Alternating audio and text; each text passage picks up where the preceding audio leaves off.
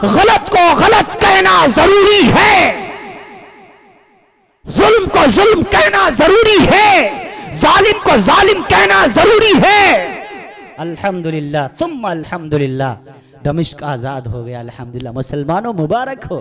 انشاءاللہ جیسے آج ملک شام آج آزاد ہوا ہے، انشاءاللہ العزیز ہمیں رب العالمین کی ذات سے امید ہے۔ جیسے چڑھتے ہوئے سورج پر ہمیں یقین ہے، چاند کی چاندنی پر ہمیں یقین ہے، ایسے ہی رب العالمین کی ذات سے یقین ہے۔ انشاءاللہ ایک دن آئے گا اور وہ دن بہت جلد انشاءاللہ آنے والا ہے کہ فلسطین بھی آزاد ہوگا انشاءاللہ۔ انشاءاللہ وہ مسجد آزاد ہو گئی، ملک شام دمشق کی جامع مسجد جس کے سفید منارے پر مشکاۃ شریف، ابو داؤد شریف روایت موجود ہے، سیدنا عیسیٰ روح اللہ تشریف لائیں گے قیامت کے آخر میں۔ اس گنہگار خاکسار بے وقار فردنا انجار کو رب ذوالجلال نے ابھی 2 سال قبل دمشق کی وہ جامع مسجد ان گنہگار آنکھوں سے دکھوائی۔ میں نے وہ منارہ دیکھا، دیر تک اس کا نظارہ کرتا رہا، جس کو بیضۃ المنارہ کہا گیا احادیث میں، جس پر سیدنا عیسیٰ علیہ السلام تشریف لائیں گے۔ صہیونیوں کا قبضہ تھا، یہودیوں کا قبضہ تھا، مسیحیوں کا قبضہ تھا۔ رب العالمین نے اسد البشر جو وہاں کا جو راشٹرپتی تھا، ظالم حکمران تھا، اس کا پلین ابھی نظر نہیں آیا کہاں ہے۔ اللہ تعالیٰ نے وہ ایسا اڑا کہ اڑ ہی گیا۔ ساری دنیا کی انٹیلیجنس ایجنسیاں اسے تلاش کر رہی ہیں۔ ابھی میں الجزیرہ دیکھ رہا تھا عصر کے بعد، میں نے کہا دیکھو الجزیرہ ہی صحیح دکھاتا ہے تھوڑا بہت، باقی سارے بکے ہوئے ہیں۔ اصل میں معاشرے کی اصلاح ہی تبھی ہوگی جب ہم نبی کی سیرت کو اپنائیں گے، امام الانبیاء کے طریقے کو فالو کریں گے، ہر اعتبار سے رسول عربی صلی اللہ علیہ وسلم کے بتائے ہوئے قوانین کو دیکھیں گے۔ ہاں جینے میں، مرنے میں، سونے میں، جاگنے میں، اٹھنے میں، بیٹھنے میں، خلوت میں، جلوت میں، شادی میں، بیاہ میں، عقیقے میں، ولیمے میں، ہر موقع پر جب ہم امام الانبیاء کی سنتوں کو دیکھنے لگ جائیں گے، آپ کا طریقہ دیکھنے لگ جائیں گے، ہمارے معاشرے کی اصلاح ہو جائے گی انشاءاللہ۔ ہمارے نبی نے ہر اعتبار سے ہماری رہنمائی فرمائی ہے، کسی شعبے میں تمہیں یتیم نہیں فرمایا۔ لقد کان لکم فی رسول اللہ اسوۃ حسنہ میں رب العالمین نے فتویٰ دے ڈالا، اے دنیا کے انسانوں تم ہر حال میں میرے نبی کا طریقہ دیکھا کرو۔ میرے نبی کھانا کھانا ہے، نبی کا طریقہ دیکھو، پانی پینا ہے، نبی کا طریقہ دیکھو، کپڑے پہننے ہیں، نبی کا طریقہ دیکھو، راستوں سے گزرنا ہے، رسول عربی کا طریقہ دیکھو، گھر کے اندر داخل ہونا ہے، رسول عربی کا طریقہ دیکھو، پڑوسیوں کے ساتھ کیسے معاملات کرنے ہیں، رسول عربی کا طریقہ دیکھو، اماں کی خدمت کیسے کی جاتی ہے، امام الانبیاء کا طریقہ دیکھو، بہنوں کے حقوق کیسے ادا کیے جاتے ہیں، رسول عربی کا طریقہ دیکھو۔ ہاں ہر ایک میدان میں امام الانبیاء کے طریقے موجود ہیں۔ اسی لیے میں ایک جملہ کہا کرتا ہوں، ہمارے نبی کی شریعت، ہمارے نبی کی سیرت چھپی ہوئی نہیں بلکہ چھپی ہوئی ہے۔ چھپی ہوئی، ہم دیکھیں تو صحیح، ہم نظر دوڑائے تو صحیح۔ مدرسہ، جس مدرسے کی آج بنیاد رکھی گئی، مجھے نہیں پتا تھا یہاں آج سے پہلے مدرسہ نہیں تھا، لیکن الحمدللہ ثم الحمدللہ آپ حضرات اللہ کا شکر ادا کریں کہ اللہ تعالیٰ نے یہ موقع عطا فرمایا۔ ہمارے گاؤں کے اندر، ابراہیم باد کے اندر پورے طور پر مدرسے کا قیام عمل میں آیا۔ یہاں اللہ کا قرآن پڑھا جائے گا، یہاں رسول عربی کی سنتیں سکھائی جائیں گی، یہاں بچوں کو نبی پاک صلی اللہ علیہ وسلم سوتے کیسے تھے طریقہ عملی طور پہ مشق کرایا جائے گا انشاءاللہ۔ ہر اعتبار سے ان کا ساتھ دیجئے۔ مدارس اور مکاتب اسلام کی بقا کے لیے ضروری ہے۔ ہاں اگر یہ مدارس نہ رہے تو اسلام کا الف بھی پورے طور پر باقی نہیں رہ پائے گا۔ اگر اسلام باقی ہے، قرآن باقی ہے، ایمان باقی ہے، مسلمان باقی ہے، تو انہی مدرسوں کی وجہ سے۔ دیکھ لیجئے، باطل چاہتا ہے مدرسے سے ہمارا تعلق توڑ دیا جائے، وہ چاہتا ہے اسلام کمزور کر دیا جائے۔ فرانس کی راجدھانی اوسلو، ناروے کی راجدھانی اوسلو، فرانس کی راجدھانی پیرس، اور اسرائیل کی راجدھانی تیل ابیب کے اندر ایک بہت بڑی کانفرنس ہوئی ہے. دنیا یہود کے بڑے بڑے پادری اس میں شریک ہوئے ہیں اور لوگوں نے مشورہ یہ کیا ہے بتاؤ اسلام روکا کیسے جائے, قرآن کو کمزور کیسے کیا جائے, اہل اسلام کو کمزور کیسے کیا جائے. بڑے بڑے دانشوروں نے, بڑے بڑے پادریوں نے متفقہ طور سے یہ اس بات پر مہر لگائی ہے کہ اگر اسلام کو روکنا چاہتے ہو تو عوام کا تعلق ان علماء سے کاٹ دو, عوام کا تعلق ان مدرسوں سے کاٹ دو, عوام کا تعلق ان مدرسوں مسجدوں سے کاٹ دو, اپنے آپ اسلام کمزور پڑ جائے گا. جب یہ اپنے بچوں کو مدرسوں میں بھیجیں گے نہیں, جب اسلام پڑھیں گے نہیں, جب انہیں اسلام کی الف آئے گی نہیں, دین کا دال آئے گا نہیں, ہاں تو بتاؤ ایمان سلامت رہ پائے گا؟ ان کو نماز کا طریقہ یاد ہو پائے گا؟ میں بڑے افسوس کے ساتھ بڑی ذمہ داری سے بات کہتا ہوں, اتنے لوگ یہاں پر حاضر ہیں, اگر میں ہاتھ اٹھواؤں تو غلط نہیں میں کہہ رہا ہوں, 70% 70% ایسے لوگ ہوں گے جن کو آج بھی ایمان مفصل اور ایمان مجمل نہیں آتا ہوگا.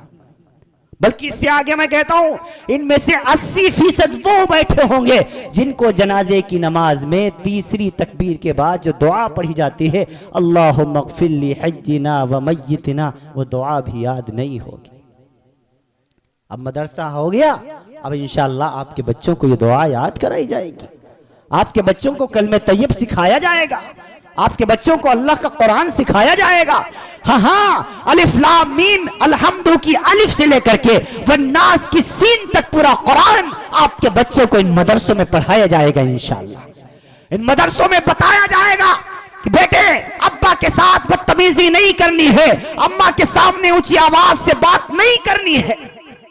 ان مدرسوں میں سمجھایا جائے گا بیٹا دیکھ پورے طور پر تجھ پر تیری بہن کا یہ حق ہے, تجھ پر تیرے بھائی کا یہ حق ہے, تجھ پر تیرے خالو کا یہ حق ہے, تجھ پر تیرے ماموں کا یہ حق ہے, تجھ پر تیرے پڑوسیوں کا یہ حق ہے. یہ ان مدرسوں میں سمجھایا جائے گا انشاءاللہ.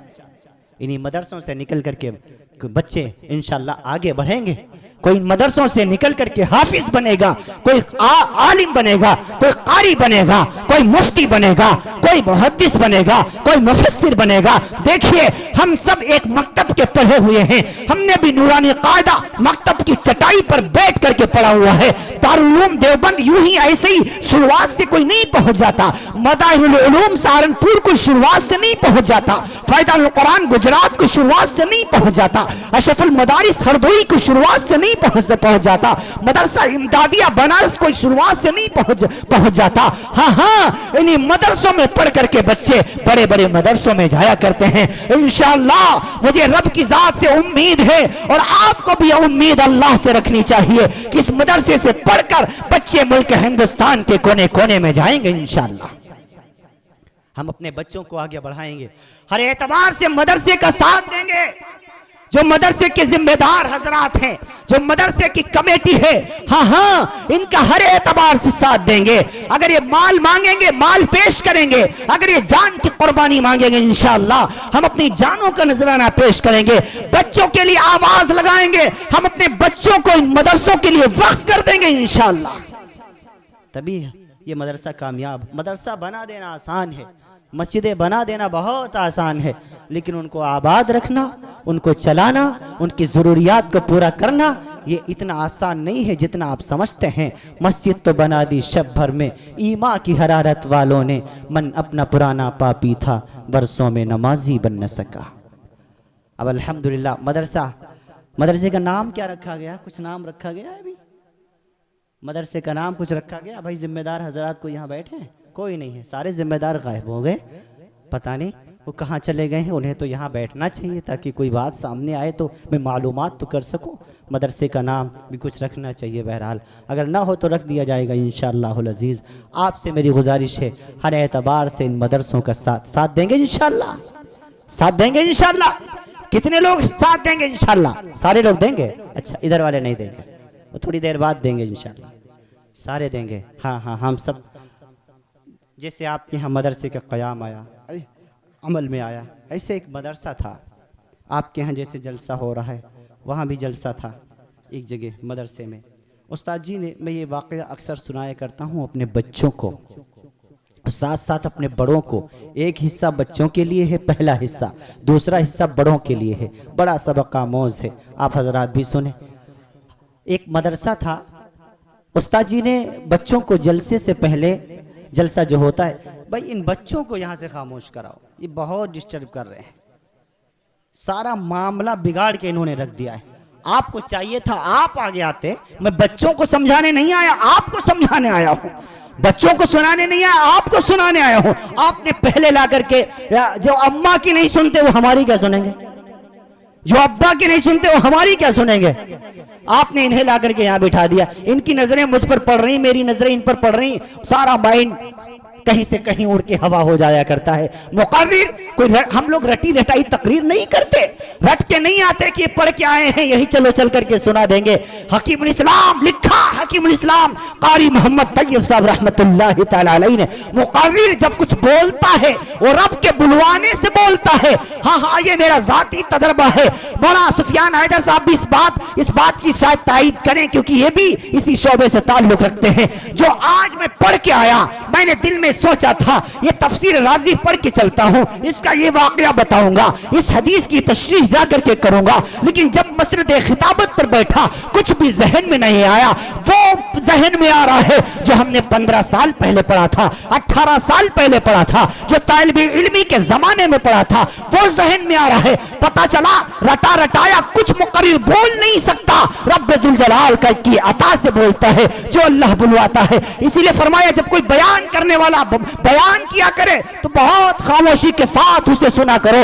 بعض مرتبہ رب العالمین بیان کرنے والے کے دل میں ایسی بات ڈال دیتا ہے ہاں جو آپ کو کسی کتاب میں نہیں ملے گی۔ بعض مرتبہ اللہ تعالیٰ ذہن میں ایسی بات ڈالتا ہے، اب لاکھوں روپیہ خرچ کرنے کے بعد وہ بات آپ نہیں حاصل کر سکتے۔ یہ کب ہوگا؟ جب کوئی ڈسٹرب نہیں ہوگا، کسی طرف سے آوازیں نہیں آئیں گے۔ پتہ نہیں کیوں ہمارے بھائی یہاں پر کھڑے ہوئے ہیں، پتہ نہیں کیوں یہاں پر کھڑے ہوئے ہیں، ہمیں نہیں لگتا یہاں پر بازار لگی ہے کیا لگی۔ یا تو آپ جا کر کے آرام کیجئے یا آپ اسٹیج پر بیٹھ جائیے یا سامنے آئیے، یہ ادب کے خلاف، یہ رسول پاک کے نام سے مجلس سجائی گئی ہے، آپ کے لیے اسٹیج کا انتظام کیا، ماشاءاللہ داڑھی ہے، ٹوپی ہے، آپ کا کرتا ہے، پائجامہ ہے، آپ 5-4 لوگوں کو لے کر کے کھڑے ہو گئے، باتیں کرنا شروع کر دیا۔ اگر آپ ہی ایسا کریں گے تو دوسروں کو میں کیا سمجھاؤں گا؟ یہ آپ کے لیے، آپ اسٹیج پر تشریف لے آئیے۔ جزاک اللہ خیر واحسن الجزا۔ اللہ تعالیٰ آپ سب کو اچھا رکھے، اللہ تعالیٰ آپ سب کو سلامت رکھے۔ میں عرض کر رہا تھا آپ سے، استاد جی نے بچوں کو نعت یاد کرائی، کسی بچے کو نعت یاد کرائی، کسی کو تقریر یاد کرائی۔ ابھی حسنین میاں سلمہ ہمارے شاگرد ہی ہیں، ہمارے مدرسے میں پڑھتے تھے، اب الحمدللہ وہاں سے فارغ ہو چکے ہیں۔ اللہ تعالیٰ اس بچے کے علم میں، عمر میں خوب برکت نصیب فرمائے۔ اس نے مجھ سے پڑھا ہے، بہرحال میں عرض کر دوں آپ سے، جیسے یہاں اس نے محنت کر کے یاد کیا، ایسے ہی استاد جی نے وہاں بھی کچھ بچوں کو نعت یاد کرائی، کچھ بچوں کو تقریر یاد کرائی، کچھ بچوں کو مکالمے یاد کرائے، اور پھر فرمائے بیٹے تمہیں جلسے والے دن اسے سامعین کے سامنے پیش کرنا ہے۔ ایک بچے کو ایک نعت لکھ کر کے دی، بچہ بڑا حسین تھا، خوبصورت تھا، آواز بھی بہت اچھی تھی، اس نے نعت یاد کر لی۔ نعت کا مصرع یہ تھا، وہ نبیوں میں رحمت لقب پانے والا، مرادیں غریبوں کی بدلانے والا۔ استاد جی کے سامنے اس بچے کے اندر عجیب سی کیفیت تھی، وہ پڑھتا وہ نبیوں میں رحمت لقب پانے والا، لیکن جب استاد جی چلے جاتے تو والا کو والے کر دیتا، وہ قافیہ لاسٹ چینج کر دیتا باقاعدہ، اور کہنے لگتا وہ نبیوں میں رحمت لقب پانے والے۔ استاد جی کو پتا چلا، بہت سمجھایا، بیٹے یہ والے نہیں والا ہے، لیکن استاد جی کے سامنے یہ پڑھ رہا ہے والا، اور جب استاد جی چلے جاتے ہیں تو پڑھتا ہے والے۔ بلاخر جلسے والا دن آیا، سارے بچوں کے نام پکارے گئے، اس بچے کو بھی آواز دی گئی۔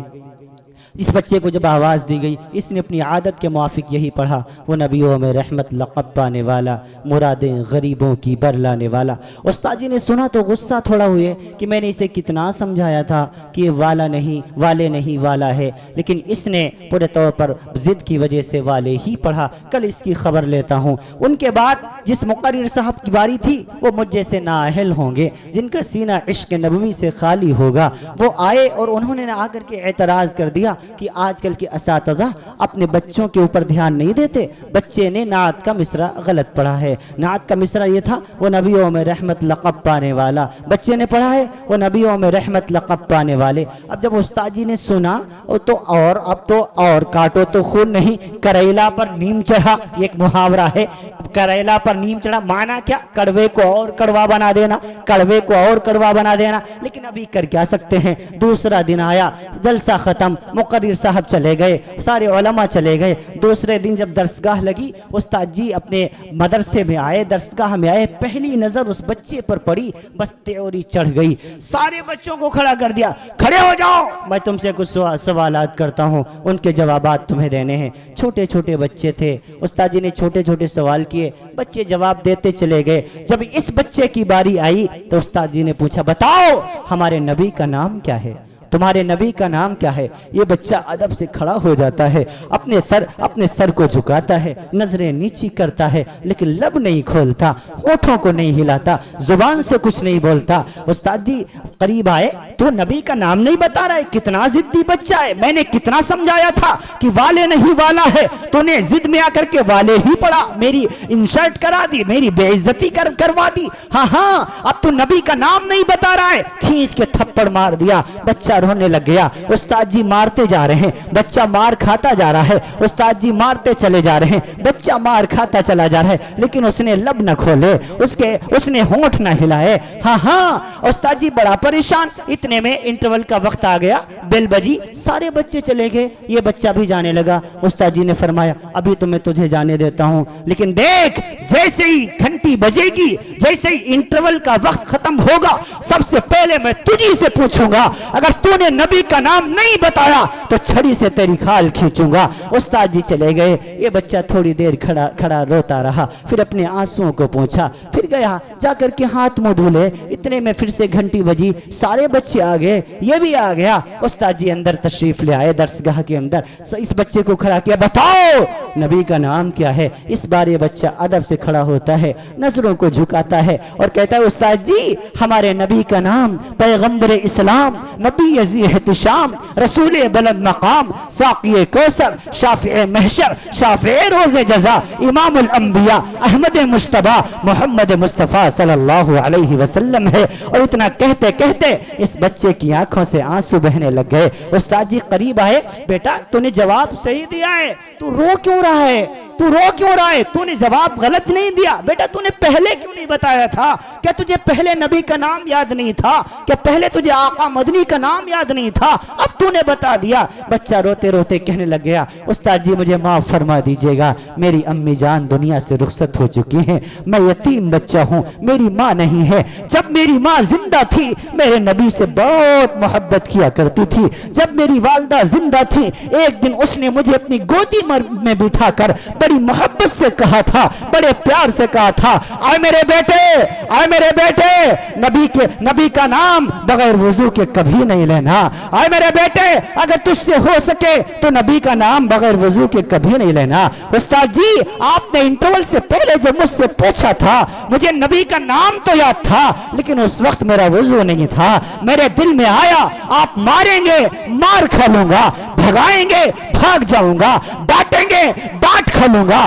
مگر بغیر وضو کے اپنے نبی کا نام نہیں لوں گا. استاد جی آپ نے چھٹی دے دی تھی، اب میں وضو کر کے آ گیا ہوں. استاد جی قریب آئے، سر پر ہاتھ پھیرنے لگ گئے، کہا اچھا بیٹا یہ بتا، تو نے وہ نعت کا مصرع کیوں چینج کر دیا تھا؟ تو نے والا کو والے کیوں کر دیا تھا؟ بچہ پھر رونے لگ گیا، اس کے آنکھوں سے آنسو موتی بن کر ٹپک رہے ہیں. کہنے لگا استاد جی میرے ابو جان بھی دنیا سے رخصت ہو چکے ہیں، نہ میرے پاس میری ماں ہے، نہ میرے پاس میرا باپ ہے. جیسے میری ماں میرے نبی سے محبت کرتی تھی، ایسے ہی میرے ابو جان بھی میرے نبی سے بہت محبت کیا کرتے تھے. ہاں جب میرے والد زندہ تھے انہوں نے ایک دن مجھے اپنی گود میں بٹھا کر بڑے پیار سے کہا تھا، بڑے پیار سے کہا تھا، آئے میرے بیٹے کچھ بھی ہو جائے کسی حال میں نبی کی شان میں ادنا درجے کی بے ادبی نہ کرنا، ادنا درجے کی گستاخی نہ کرنا، ذرہ برابر گستاخی نہ کرنا.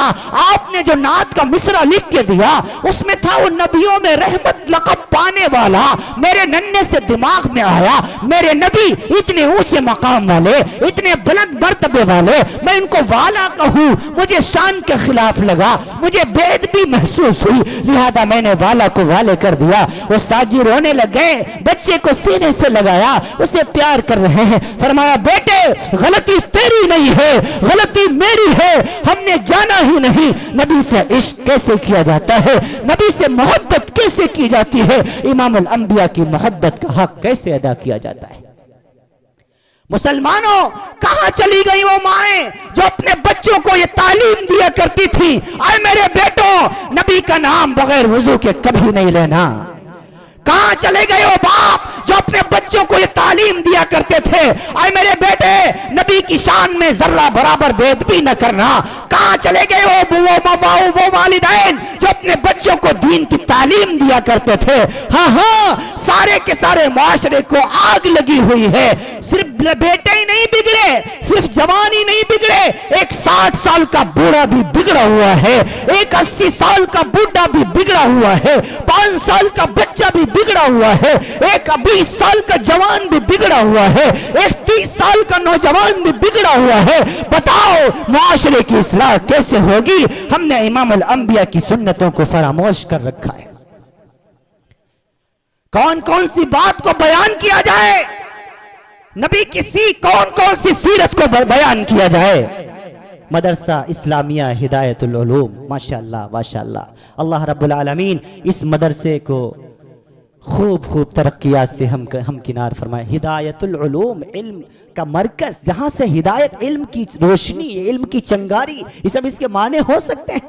ہدایت سیدھے راستے پر چلنے کا علم سکھایا جائے گا، ہدایت العلوم۔ مبارک ہو ابراہیم باد والوں آپ کو یہ ہدایت العلوم، یہاں سے انشاءاللہ آپ کے بچوں کو ہدایت ملے گی، قرآن کی ہدایت ملے گی، حدیث کی ہدایت ملے گی، یہاں سے انشاءاللہ آپ کے بچوں کو دین اور شریعت کی ہدایت ملے گی، انشاءاللہ آپ کے بیٹا آگے آنے والی نسلوں کے لیے پورے طور پر ہدایت کا ذریعہ بنے گا، اور آپ سب کے لیے انشاءاللہ آخرت میں نجات کا ذریعہ بنے گا انشاءاللہ۔ اللہ رب العالمین اس مدرسے کو خوب تر ترقیات سے ہمکنار فرمائے۔ میں عرض کر دوں اپنے بیٹوں کی اصلاح کی ضرورت، اپنے بیٹیوں کو اس کی اصلاح کی ضرورت، سارے معاشرے کو آگ لگی ہوئی ہے۔ میرے نبی نے کیا فرمایا؟ من رأى منکم منکرا فلیغیرہ بیدہ، اگر تم معاشرے میں، سماج میں، سوسائٹی میں، گاؤں میں، قریہ میں، بستی میں، شہر میں، دیہات میں، خاندان میں، برادری میں، گھروں میں، کہیں بھی اگر کوئی ایسا کام ہوتے ہوئے دیکھو جو شریعت کے خلاف ہے، امام الانبیاء کی سیرت کے خلاف ہے، نبی کی سنت کے خلاف ہے، اور تمہارے اندر پاور ہے، تو قرآن میرے نبی نے فرمایا ہاں فلیغیرہ بیدہ، تم پر لازم اور واجب ہے کہ اسے ہاتھوں سے روکو۔ باپ ذمہ دار ہے، باپ اپنے بیٹے کے بارے میں ذمہ دار ہے۔ اگر بیٹا غلط کر رہا ہے، غلط کاریوں کی بنیاد پر اگر بیٹا جہنم کی طرف لے جایا جائے گا اللہ کی عدالت میں، تو پورے طور پر وہ کہے گا اے اللہ میرا باپ بھی برابر کا شریک ہے، یہ دیکھ رہا تھا کہ میں گناہ کر رہا ہوں، یہ غلط کام کر رہا ہوں، پھر بھی میرے باپ نے مجھے روکنے کی کوشش نہیں کی۔ ہاں اے امت کے باپوں، بچو گے نہیں رب العالمین کی عدالت میں، کوئی وہاں بہانہ نہیں چلے گا۔ اے امت کی ماں، تم بھی ہوش میں آؤ، بیٹیوں کی غلط کاریوں پر پردہ ڈالنے والیوں ہوش میں آؤ، میدان محشر میں یہی تمہاری اولادیں تم کو گھسیٹ کر جہنم میں لے جائیں گی، اللہ کے یہاں تمہاری شکایت کریں گی۔ اللہ ہماری اماں نے ہمیں ڈلیا بوننا سکھایا تھا، جھالر بنانا سکھایا تھا، کپڑے سلنا سکھایا تھا، ہمیں جردہ پلاؤ پکانا سکھایا تھا، روٹیاں بنانی سکھائی تھی، لیکن ہمیں دین نہیں سکھایا تھا، نبی کی حدیث نہیں بتائی تھی، شریعت نہیں سمجھائی تھی۔ اے اللہ میرے اس جرم میں، میرے اس گناہ میں میری ماں بھی شامل ہے، میرا باپ بھی شامل ہے، بچو گے اللہ کی عدالت۔ فَإِن لَّمْ يَسْتَطِيعْ فَبِلِسَانِهِ، اگر اتنی طاقت نہیں کہ ہاتھوں سے روک سکو، اتنے تم پاور میں نہیں کہ ہاتھوں سے روک سکو، تو پھر حکم یہ ہے کہ تم اسے اپنی زبان سے اس کی مذمت کرو، اپنی زبان سے اس کو برا سمجھو، اپنی زبان سے اس کو برا کہو۔ ہاں غلط کو غلط کہنا ضروری ہے، ظلم کو ظلم کہنا ضروری ہے، ظالم کو ظالم کہنا ضروری ہے۔ الحمدللہ ثم الحمدللہ، دمشق آزاد ہو گیا، الحمدللہ۔ مسلمانوں مبارک ہو۔ انشاءاللہ جیسے آج ملک شام آج آزاد ہوا ہے، انشاءاللہ العزیز ہمیں رب العالمین کی ذات سے امید ہے۔ جیسے چڑھتے ہوئے سورج پر ہمیں یقین ہے، چاند کی چاندنی پر ہمیں یقین ہے، ایسے ہی رب العالمین کی ذات سے یقین ہے انشاءاللہ ایک دن آئے گا، اور وہ دن بہت جلد انشاءاللہ آنے والا ہے کہ فلسطین بھی آزاد ہوگا انشاءاللہ۔ انشاءاللہ وہ مسجد آزاد ہو گئی، ملک شام، دمشق کی جامع مسجد، جس کے سفید منارے پر مشکات شریف، ابو داؤد شریف روایت موجود ہے، سیدنا عیسیٰ روح اللہ تشریف لائیں گے قیامت کے آخر میں۔ اس گنہگار خاکسار بے وقار فرد ناانجار کو رب ذوالجلال نے ابھی 2 سال قبل دمشق کی وہ جامع مسجد ان گنہگار آنکھوں سے دکھوائی۔ میں نے وہ منارہ دیکھا، دیر تک اس کا نظارہ کرتا رہا، جس کو بیضۃ المنارہ کہا گیا احادیث میں، جس پر سیدنا عیسیٰ علیہ السلام تشریف لائیں گے۔ صہیونیوں کا قبضہ تھا، یہودیوں کا قبضہ تھا، مسیحیوں کا قبضہ تھا۔ رب العالمین نے اسد البشر جو وہاں کا جو راشٹرپتی تھا، ظالم حکمران تھا، اس کا پلین ابھی نظر نہیں آیا کہاں ہے۔ اللہ تعالیٰ نے وہ ایسا اڑا کہ اڑ ہی گیا۔ ساری دنیا کی انٹیلیجنس ایجنسیاں اسے تلاش کر رہی ہیں۔ ابھی میں الجزیرہ دیکھ رہا تھا عصر کے بعد، میں نے کہا دیکھو الجزیرہ ہی صحیح دکھاتا ہے تھوڑا بہت، باقی سارے بکے ہوئے ہیں۔